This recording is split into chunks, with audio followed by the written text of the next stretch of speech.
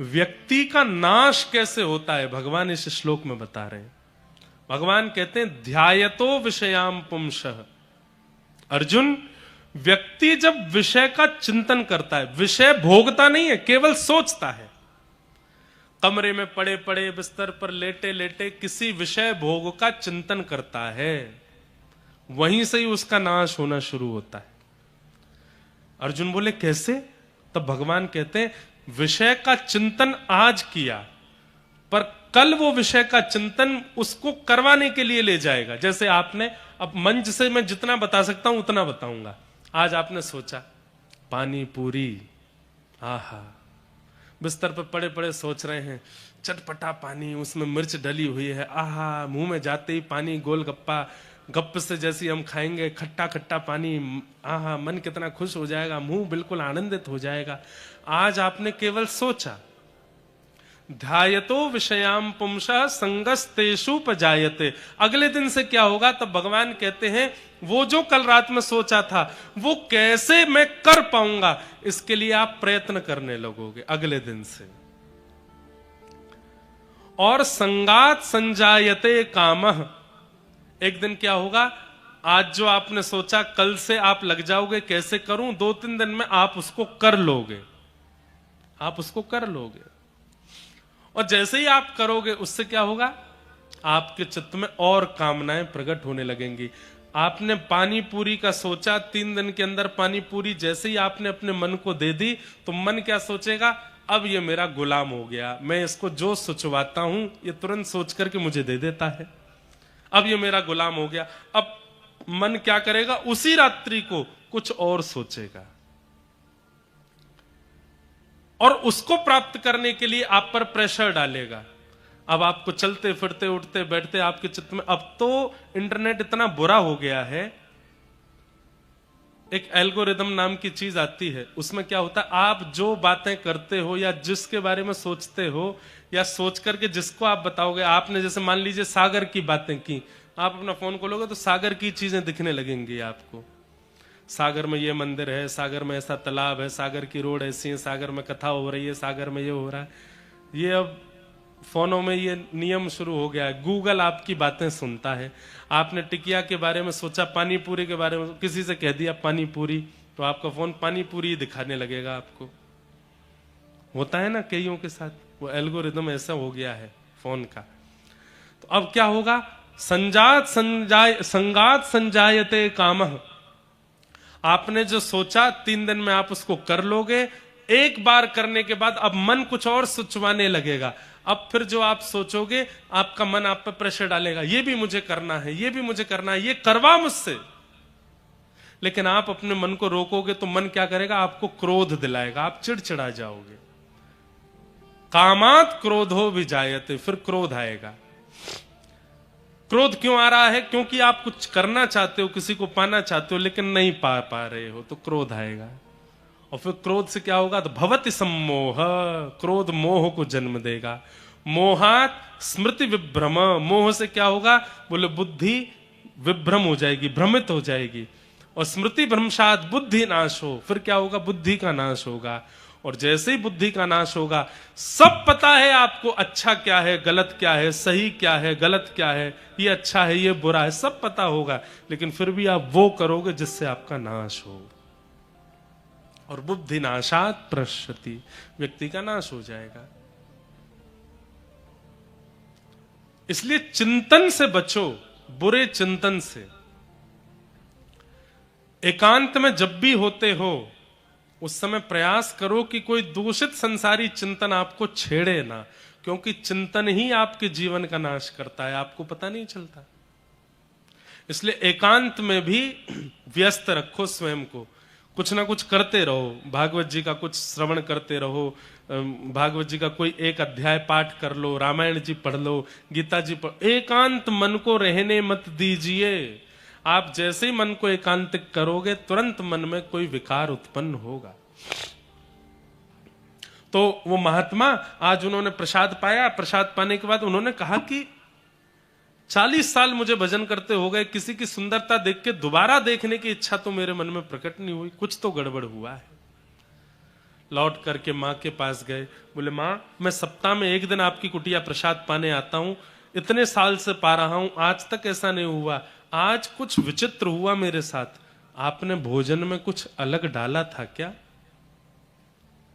मां बोली नहीं, आप हर समय तोरई की सब्जी और एक रोटी खाते, मैं वही बनाई थी, कुछ नमक ज्यादा या नींबू ज्यादा या कुछ और व्यंजन मिलाया था क्या? बोले कुछ भी नहीं किया। फिर मेरे मन में ये विकार कैसे आया? आप जहां से सब्जी खरीदती हैं वहीं से लाई थी? बोले सब कुछ बिल्कुल वैसा ही था जैसा 40 सालों से है। तो फिर आज परिवर्तन चित्त में क्यों आया मेरे? तब मां ने थोड़ा विचार किया और सोच के बताया, महात्मा एक बात इस बार नई हुई थी। बोले क्या? बोले मैं रुई की बाती बनाती हूं, बाती बना करके बाजार में बेचती हूं, उससे जो धन मिलता है उससे मैं रसोई का सामान लाती हूं। पर इस बार एक बात हुई थी क्या कि मैं जब रुई की बाती बना रही थी तो जिस प्रकाश में, दिए के प्रकाश में बैठ करके बाती बना रही थी, वो दिया बुझ गया था, उसका तेल खत्म हो गया था, थोड़ी सी रुई बची थी। तो थोड़ी सी रुई बचने, उसके लिए मैंने सोचा रात्रि हो गई है, अब मैं और तेल डाल के दिया क्या जलाऊं? आंगन में पड़ोसी की खिड़की पर दिया जला है, उसका प्रकाश आ रहा है, थोड़ी देर इसमें बैठ के बना लेती हूं। पड़ोसी के आंगन से आने वाले प्रकाश में बैठ करके मैंने दिया बनाए। महात्मा बोले पड़ोसी कौन है? इसके यहां धन कहां से आता है? बोले पड़ोसी मैंने सुना है कि उसकी पत्नी बच्चे यहां रहते हैं, आदमी तो बाहर ही रहता है। क्यों? वो डाकू है, वो जगह जगह जाके चोरी चकारी करता है, उससे जो धन मिलता है उसी से उसका घर चलता है, महीना 2 महीना में एक बार आता है। महात्मा समझ गए, चोरी से कमाए गए धन से तेल खरीदा जाता है, उस तेल से दिया जलाया जाता है, उस तेल के दिया के प्रकाश में बैठ के आपने बाती बनाई और उस बाती को जाकर के बाजार में बेचा, उससे जो धन कमाया उससे सब्जी खरीद के आपने सिद्ध करके मुझे पवाई और मेरे मन में विकार आ गया। सोचिए, हम बच पा रहे होंगे कहीं भी? जहां इतना सा भाव चित्त में विकार ला सकता है, तो हम तो आए दिन कुछ ना कुछ गलत कर रहे हैं, हम बच पा रहे होंगे? इसलिए अपने आप को दूध का धुला ना समझा जाए, ना अपने आप को दूध का धुला बहुत माना जाए। सबको पता है और सब जानते हैं कि संसार में विकार युक्त सब है, बस जितना हो सके प्रयास करो कि हम बचें विकारों से और विचारों से। कैसे बचा जा सकता है? 24 घंटा ठाकुर जी को देना प्रारंभ कर दो।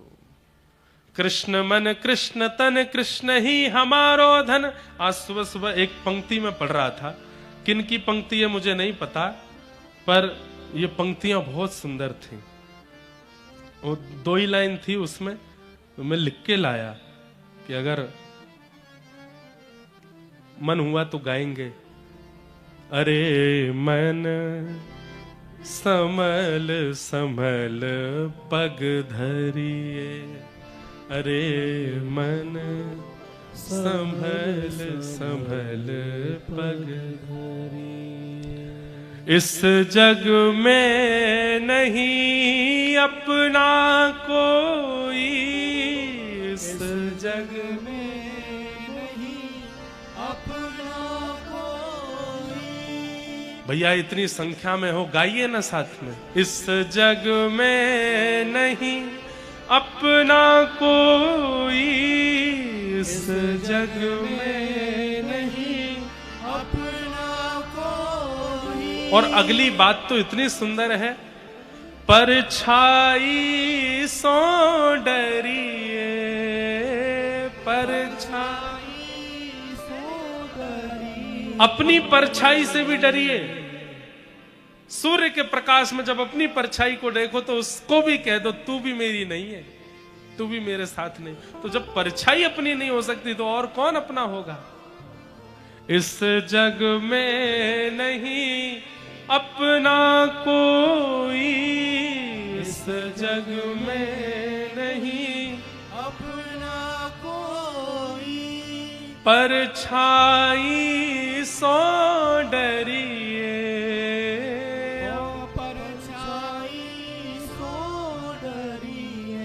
अरे मन संभल संभल पग धरिए।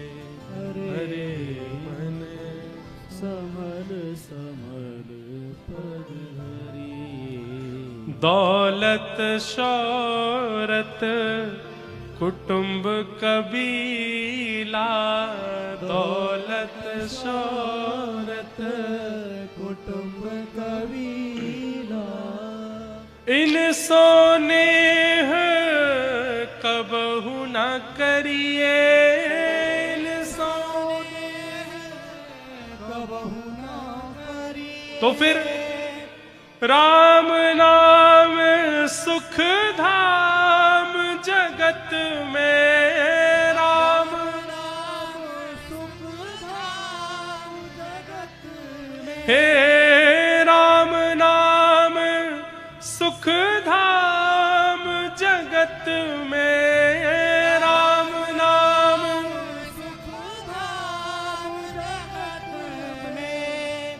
सुमिर सुमिर भव तरिए, रे मन समल समल पग धरिए, रे मन समल समल।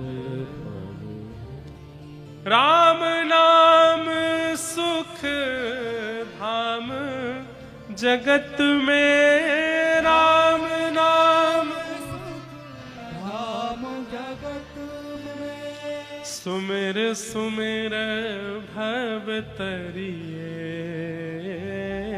सुमिर सुमिर भव तरिए। अरे मन संभल संभल पग धरिए, रे मन समल समल पग धरिए। ओ रे मन संभल संभल पग धरिए, रे मन समल समल पग धरिए। इस जग में नहीं आप ना कोई, परछाई सो डरिए, अपनी ही परछाई से डरिए, कोई अपना नहीं है इस संसार में। दौलत शौहरत कुटुंब कबीला, इनसो नेह कबहू नहीं करिए। राम नाम सुख धाम जगत में, सुमिरन कर भव तरिए। रे मन संभल संभल पग धरिए, रे मन समल समल। एक बात कहें बंधुओं, रोज पढ़ा कीजिए, कुछ ना कुछ पढ़ा कीजिए, और कुछ ऐसा पढ़िए जो आपको सिखाता हो। मैंने अनुभव किया है, आप दुखी रहना कम हो जाएगा आपका। दुख जीवन में नहीं आएगा ऐसा नहीं है, दुख तो आएगा, पर दुखी होना थोड़ा कम हो जाएगा अगर आप कुछ नित्य पढ़ते हैं तो। हमने कुछ समय से नियम बना लिया, हम रोज पढ़ते हैं कुछ। अब हम तो पढ़ते भी ऐसा है कि जो कुछ ना कुछ सिखाता ही है, ऐसा ही पढ़ना चाहिए। भक्तमाल जी पढ़ो, भागवत जी पढ़ो, रामायण पढ़ो, मानस पढ़ो, कभी किसी भक्त का चरित्र पढ़ो, जीवन गाथा पढ़ो, बहुत समझाता है। संसार की वस्तु पढ़ोगे तो संसार में और कैसे रमना है ये सिखाया जाएगा। किसी भक्त का चरित्र पढ़ोगे या भगवत वार्ताएं पढ़ोगे तो इस संसार से कैसे संभलना है, बचना है, ये सिखाया जाएगा। नित्य पढ़ो। निर्मत्सराणाम सताम, मात्सर्य दोष सबसे बड़ा दोष है, इससे बचने का प्रयास करो। विषय अधिकारी। अब तीसरी बात आती है संबंध। भागवत जी हमारा किससे संबंध कराती हैं? तब कहते हैं वैद्यम वास्तव मत्र वस्तु शिवदम। कथा सुनने के बाद ठाकुर जी से संबंध हो जाता है, ठाकुर जी कोई अपने से लगने लगते हैं। आप संबंध मत बनाइए, आप ठाकुर जी को लाला मत मानो, आप ठाकुर जी को बेटा मत मानो, आप ठाकुर जी को भैया मत मानो। ठाकुर जी को अधिकार दीजिए कि आप जो चाहो वो मुझे मान लीजिए। ठाकुर जी को अधिकार दीजिए, हे नाथ आप जो चाहो उस संबंध में मुझे स्वीकार करो। आज ही ठाकुर जी से कह दो हम आपके कौन हैं, ये आप ही हमें बताओ। देखना ठाकुर जी बताएंगे। और नित्य पूछो ठाकुर जी हम आपके कौन हैं। अगर भक्त भी हो तो भी ठाकुर जी बता देंगे। या तो किसी जैसे क्या होगा सुनिएगा, ठाकुर जी से कहो ठाकुर जी हम आपके कौन है हमें बताओ, उसी के भाव से नित्य भजन करो, ठाकुर जी हमें बताओ हम आपके कौन है, नित्य इसी भाव से नाम जप करो, इसी भाव से कथा सुनो, इसी भाव से 7 महीना 1 साल जब बीत जाएगा ना, तो ठाकुर जी सांकेतिक रूप से बताएंगे कि आप कौन हो। 2 संकेत विशेष हैं, उनमें पहला संकेत क्या है? पहला संकेत तो ये कि स्वप्न में ठाकुर जी अनुभव करके बता देंगे। स्वप्न में ठाकुर जी उसी संबंध से आपको संबोधित कर देंगे। या तो आपको बोल देंगे अरे मेरे भैया, तो भैया कह के मानो ठाकुर जी कह रहे हैं वो आपके छोटे भाई हैं। मेरी मैया, मैया कह दें तो समझ जाओ ठाकुर जी कह रहे हैं मैं लाला हूं। ठाकुर जी कहते हैं बाबा, तो समझो आप पिता हैं, वो पुत्र हैं। ठाकुर जी कहते हैं सखा, तो समझो कि, और कहेंगे नहीं तो कई बार चित्रण दिखने लगेगा, मानो सुदामा चरित्र स्वप्न में दिख रहा है, श्री सुदामा जी के गले में गलवैया डाले ठाकुर जी जा रहे हैं, यह भी एक संकेत है। ठाकुर जी आपको बता रहे हैं वो आपके सखा हैं। गोपियों के संग रास विहार स्वप्न में दिख रहा है, तो समझो ठाकुर जी कह रहे हैं तुम प्रियतमा हो, मैं तुम्हारा प्रियतम हूं। पहला संकेत, स्वप्न में ठाकुर जी लीला का अनुभव करा देंगे। दूसरा संकेत, किसी आचार्य या किसी वैष्णव या किसी वृंदावन से संबंध रखने वाले महापुरुष से आपको वो संबोधित करवा देंगे। आपने उनको प्रणाम किया और प्रणाम करके उन्होंने आपको देख करके कुछ कह दिया, अरे मैया तुम तो बड़ी भोली हो। अब मैया उनके मुख से भी निकले तो भी ठाकुर जी का संकेत मानो। अरे लालू तू तो, लाली तू तो बड़ी प्यारी है। लाली मतलब ठाकुर जी आपके गुरु हैं, आप उनके शिष्य हो या बालक हो। इस प्रकार से संकेत ठाकुर जी करा सकते हैं उस भाव में कि ठाकुर जी का आपसे संबंध क्या। तीसरा संकेत और है, क्या? कभी भी कथा सुनोगे, कभी भी कोई लीला सुनोगे, कभी भी कोई किताब पढ़ोगे या कभी भी किसी भक्त से या वैष्णव से चर्चा करोगे तो एक ही चर्चा बार बार होती है। कथा सुनी तो उसमें रास का प्रसंग आता है, लीला देखने गए तो उसमें भी रास का प्रसंग आता है, किसी से वार्ता हुई तो भी रास की बात होती है, 4 कथाओं में गए, चारों कथाओं में रास की ही बात हुई, तो समझो ठाकुर जी गोपी भाव का संकेत कर रहे हैं। 4 वैष्णवों से मिले तो चारों वैष्णवों से एक ही संबंध की चर्चा हुई, यशोदा जी के संबंध की चर्चा हुई, तो तक समझो ठाकुर जी संकेत कर रहे हैं। वैद्यम वास्तवमत्र वस्तु शिवदम, ठाकुर जी से संबंध होना ये कथा का एक संकेत है। कथा का एक फल मान लीजिए कि ठाकुर जी के प्रति फिर भगवान की बुद्धि नहीं है, ठाकुर जी के प्रति कोई भगवत बुद्धि नहीं है, ठाकुर जी के प्रति अब अपनत्व की बुद्धि प्रकट हो चुकी है। कई लोग बोलते हैं हम मंदिर जाते हैं तो ठाकुर जी को देख के नेत्र सजल हो जाते हैं। नेत्र सजल क्यों होते हैं? हम कथा सुनने जाते हैं तो नेत्र सजल हो जाते हैं।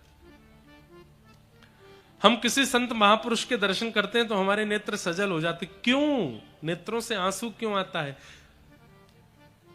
कई जन्मों से बुला रहे हो, कोई तो नाता जरूर होगा।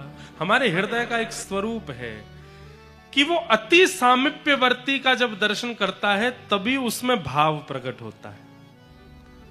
हमारा मन ऐसे ही किसी के सन्मुख भाव प्रकट नहीं कराता।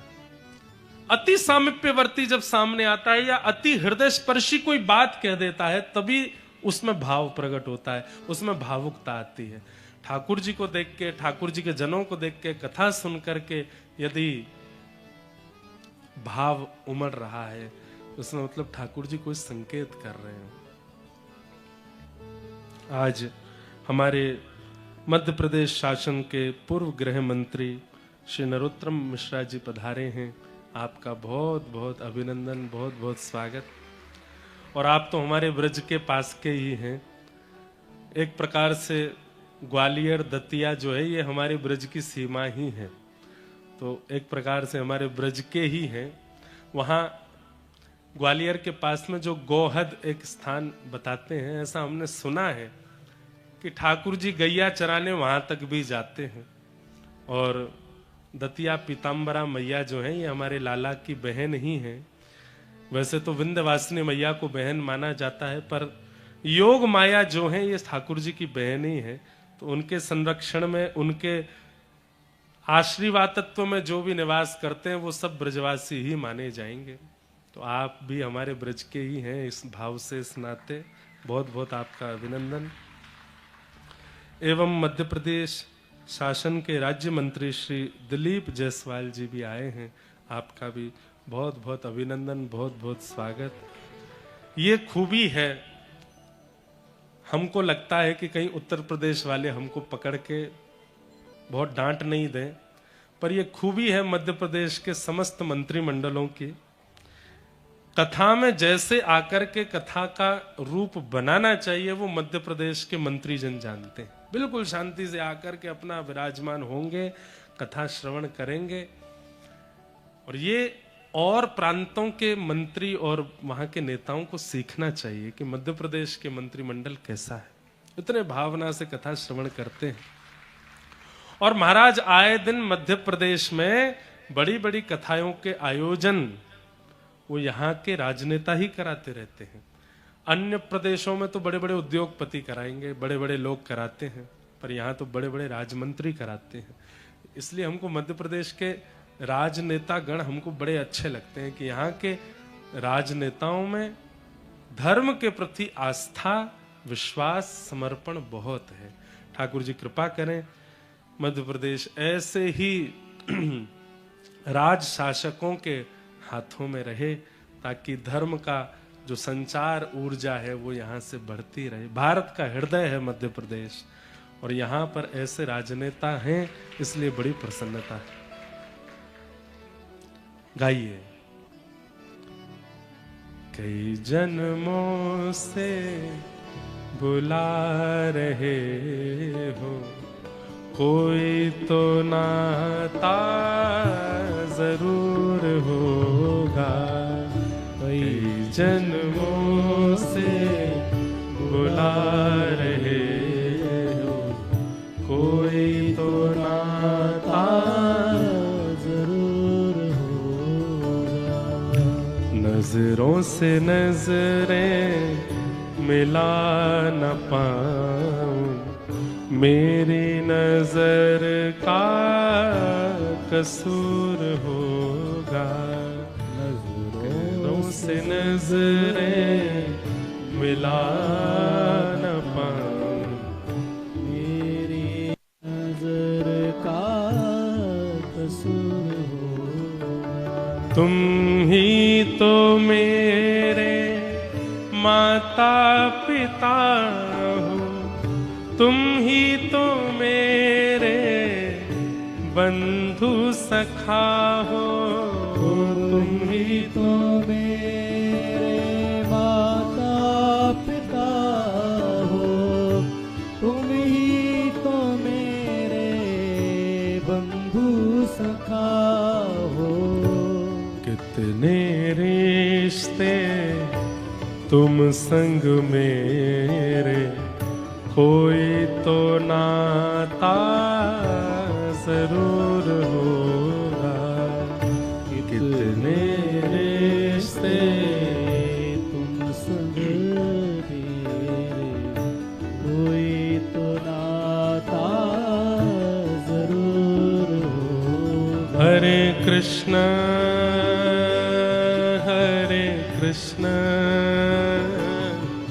कृष्ण कृष्ण हरे हरे, हरे राम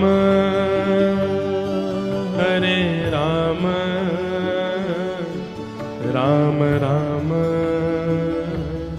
हरे हरे। गाइए। हरे कृष्ण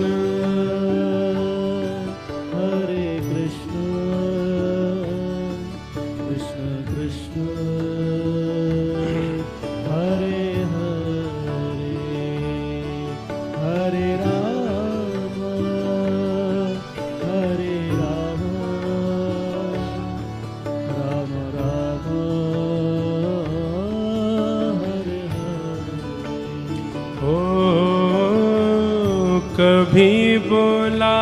बुलाते हो वृंदावन में, कभी बुलाते हो मधुबन में, कभी बुलाते हो वृंदावन में, कभी बुलाते हो मधुबन में।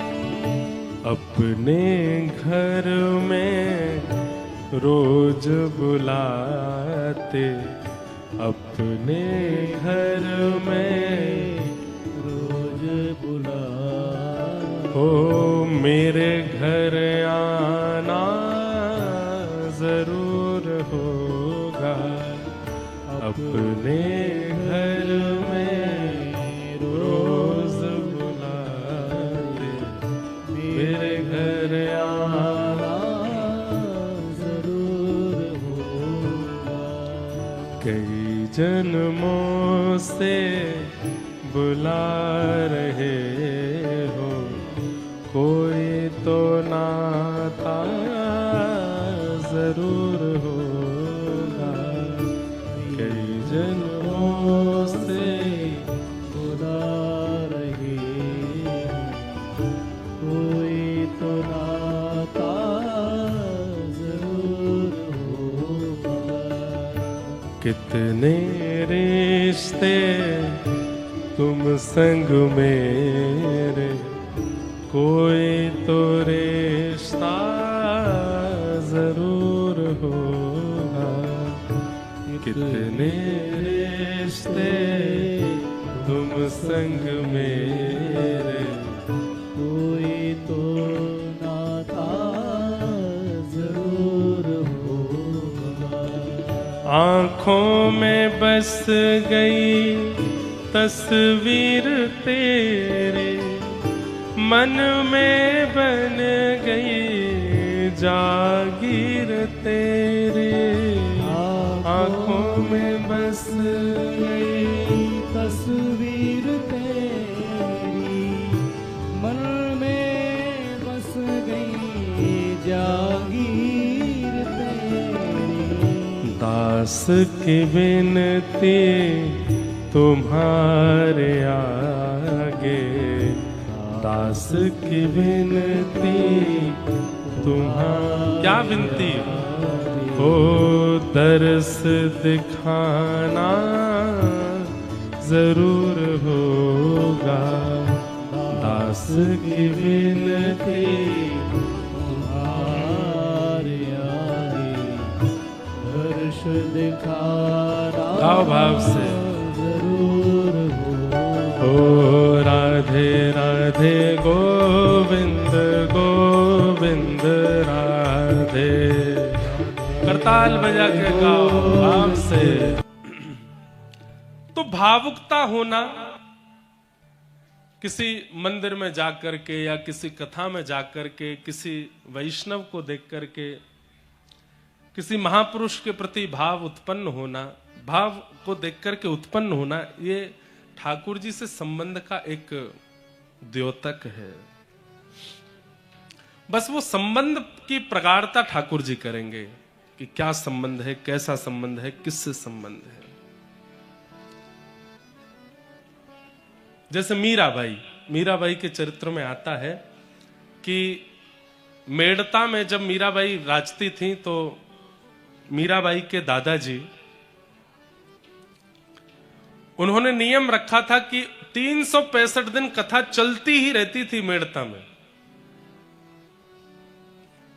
श्री राव दूदा जी, मीराबाई के दादाजी, उनका नाम था राव दूदा। उनका नियम था 365 दिन कथा चलती थी। और मीराबाई बचपन से ही अपने दादाजी की उंगली पकड़ के जाती और कथा सुनती थी। पर कथा में एक विचित्रता होती थी। क्या? कथा शुरू होती और मीराबाई छोटी सी लाली, उसके नेत्रों से आंसू। घर परिवार के सब लोग पूछते, मीरा तू क्यों रोती है? मीराबाई बोलती, पता नहीं। राव दूदा जी बोलते, मीरा तू क्यों रोती है? तुझे कोई डांटता है, कोई मारता है? ये व्यास जी ने कुछ ऐसा कहा जिससे? बोले, पता नहीं मुझे क्यों रोना आता है। मंदिर जाती हूँ, संतों को देखती हूँ, कथा में जाती हूँ, मुझे रोना आता है। क्यों रोना आता है इसका मुझे नहीं पता। मीराबाई जब थोड़ी बड़ी हो गई तब उनके मन में ऐसी भावना उत्पन्न होने लगी कि व्यास जी जिनकी कथा सुनाते हैं, मंदिर में मैं जिनका दर्शन करती हूं, ये मुझे कब मिलेंगे, ये जिज्ञासा प्रकट होने लगी। और आज उन्होंने, जोशी जी नामक एक वक्ता जाते थे कथा सुनाने के लिए मेड़ता में, उन्होंने जाकर के जोशी जी से पूछा, जोशी जी मेरे मन में एक जिज्ञासा है। जोशी जी बोले, पूछो क्या बात है। बोले, आप जिनकी कथा सुनाते हो ये मेरे जीवन में कब आएंगे। बस उसी समय जोशी जी समझ गए और राव दुदा जी से कहा, आप बचपन से पूछते हैं कि मीरा क्यों रोती है, क्योंकि मीरा का ठाकुर जी से कोई संबंध है। और बाद में वो प्रमाणित हुआ, क्योंकि मीरा पूर्व जन्म में ठाकुर जी की एक सखी थी जिसका नाम था माधवी, और उसी को किसी कारण से श्राप लगा था कि उसको विरह सहना पड़ेगा, इसीलिए वही माधवी मीरा बनकर के आई और खूब विरह सहा। तो अनायास कथा में जाकर के किसी वैष्णव को देख करके, मंदिर दर्शन करके आपके नेत्र सजल हो जाते हैं और आप स्वयं से पूछते हैं क्यों। तो उसका उत्तर यही है कि ठाकुर जी का आपसे कोई संबंध है और आपके किसी पूर्व में कोई अपराध के कारण आपको पुनर्जन्म लेना पड़ा है और आप पहचान नहीं पा रहे हैं कि वो संबंध क्या था,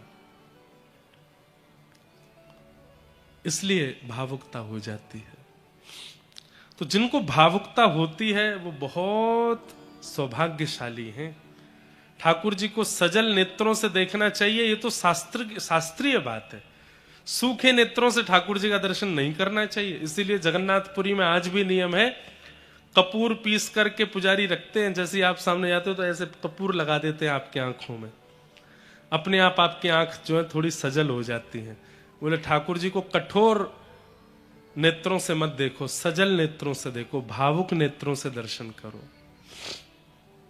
हमारे नेत्रों में आंसू आते नहीं, इसलिए कपूर लगा देते हैं वहां के पंडा पुजारी जो हैं, पर जिनके सहज ही नेत्रों से अश्रुपात हो रहा है वो सामान्य नहीं है, वो निश्चित ही भगवान से कोई संबंध उनका है।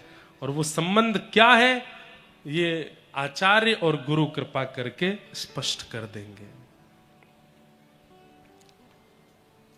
श्री गोपाल भार्गव जी, आप भी पूर्व मंत्री हैं एवं वर्तमान विधायक हैं, आपका भी आगमन हुआ है, बहुत बहुत स्वागत, बहुत बहुत अभिनंदन।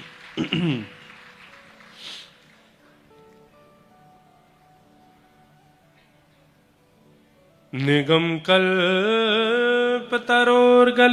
फलम् सुखादमितद्रव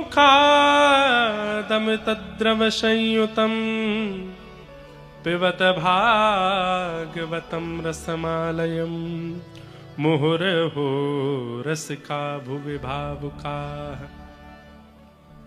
बहुत सुंदर श्लोक है, भागवत जी का तीसरा श्लोक। निगम कहते हैं वेद को, चारों वेदों के समूह को निगम कहते हैं।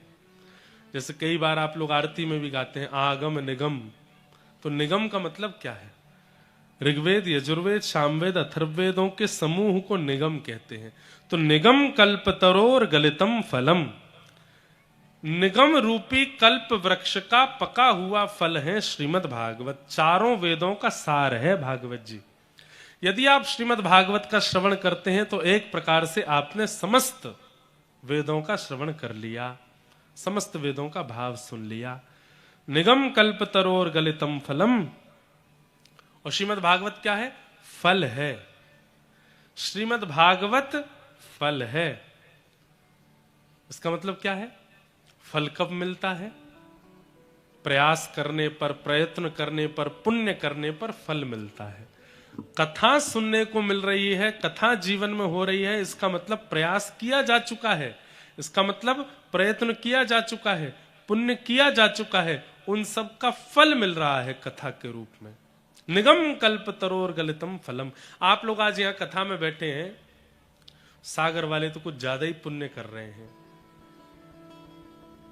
पिछली बार कथा हुई थी तो आपके पुण्यों का फल मिला, 6 महीना में इतने पुण्य कर लिए कि फिर से कथा हो गई। अब आप लोग और ज्यादा करोगे तो और जल्दी हो जाएगी।